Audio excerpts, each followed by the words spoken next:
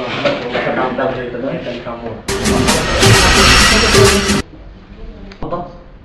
معانا ضيف عزيز جدا عليا وعلى أسرة البرنامج في الجول، الكابتن وائل بدوي رئيس لجنة المسابقات السابق في منطقة بورسعيد بكرة القدم.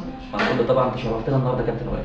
تشرفنا بيك يا استاذ عمرو، وانا بشكرك على الدعوه الجميله دي، ويا رب نبقى ضيوف خفاف كده على مستمعيك ان شاء الله. انا شخصيا اتمنى ما تكونش الاسئله بتاعتنا تزعجك ولا تحرجك في يوم من الايام، ده في يوم من الايام يعني. لا حضرتك براحتك خالص، والصراحه ان شاء الله هو مبدأنا باذن الله. طبعا وائل بدوي طبعا زميل ملاعب وزامل الكابتن محمد الشرقاوي اللي معانا طبعا في البرنامج، واكيد طبعا عندنا بقى كواليس بقى بينه وبين محمد الشرقاوي.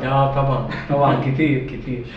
الشرقاوي طبعا كان حارس مرمى، فكان حارس من الحراس الاقوياء يعني. بس زي ما تقول هو كان عنده مشكله في العرضيات شويه.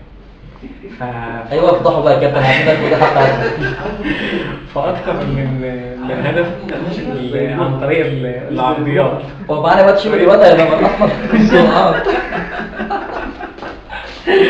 فعندك الكلام ده قدامي فالكوره تتلعب عرضيه، فالواد بس حرب يروح طالع قبليه وسابقه ويروح ايه خاطفها حرب. اقول له شقاوي ليه؟ يقول لي سريعه. الماتش اللي بعديه فالواد برضه راح جايب جول، قال له شقاوي لي سريعه، اقول له طب عامل ايه؟ طب احنا هنعمل ايه؟ اما نزلنا دي اول حاجه عملتها اول ما طلعوا انهم يستعدوا عليه. هتعيط ده الجول هتظل.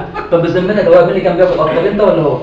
لا هو اللي انا ما كنتش بقف، هو انا. لا مين اللي كان بياكل اكتر في الاكل، انت ولا لا هو انت مش شايف انا بس اتفضل كده.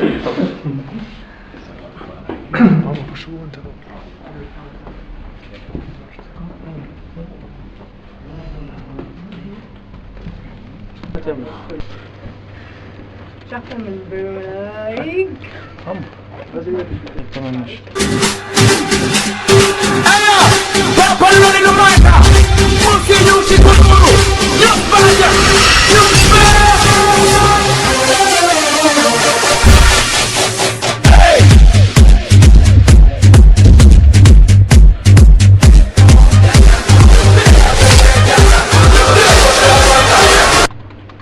طبعا بعد ما خلصنا طبعا حلقتنا النهارده مع الكابتن وائل بدوي، انا عايز بس اساله سؤال، البرنامج عاجبك ولا نغيره وبلاش منه؟ لا في حقيقه برنامج جميل، انتوا ستاف فعلا في هارموني كده ما بينكم، والستاف ما دام فيه روح حلوه يبقى اكيد بيطلع برنامج ناجح.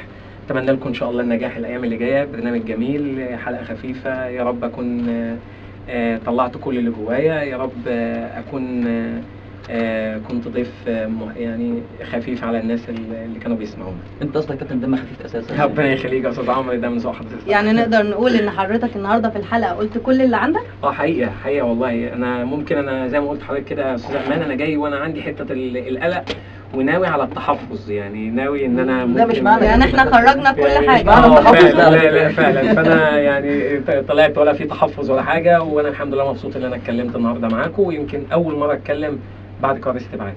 انا طبعا بشكر حضرتك طبعا من خلال كواليس برنامج في الجون، بشكر طبعا من وراء الكاميرا كابتن محمد شيكو، بشكر طبعا استاذ محمود هندسه صوت، مش عارف مش معانا خالص وبيتكلم في التليفون تقريبا.